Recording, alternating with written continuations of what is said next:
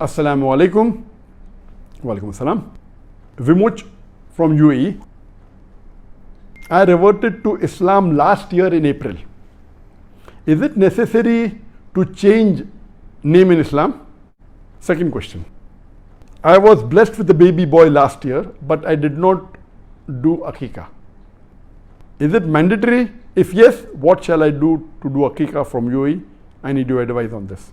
As far as the revert has asked, is it necessary to change the name? It is not compulsory for a non-Muslim when he accepts Islam to change the name unless the name contains the element of shirk, an element of something which is an associate of Almighty God.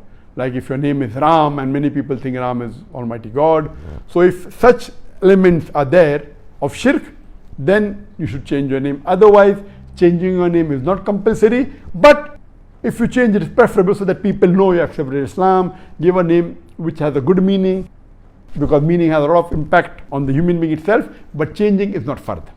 Regarding the second question, that is it mandatory to do Aqiqah, and you had a boy and you didn't do Aqiqah, and if you have to do it, should you do it now? You are living in UAE.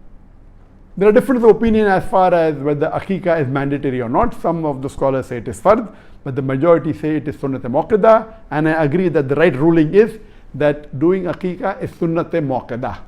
It's a very important sunnah.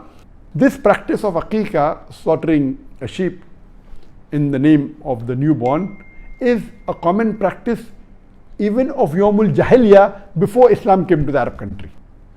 And there's a hadith in which a Sahaba says that before, in the days of Jahiliyyah, we used to slaughter a sheep and smear the blood on the forehead of the child.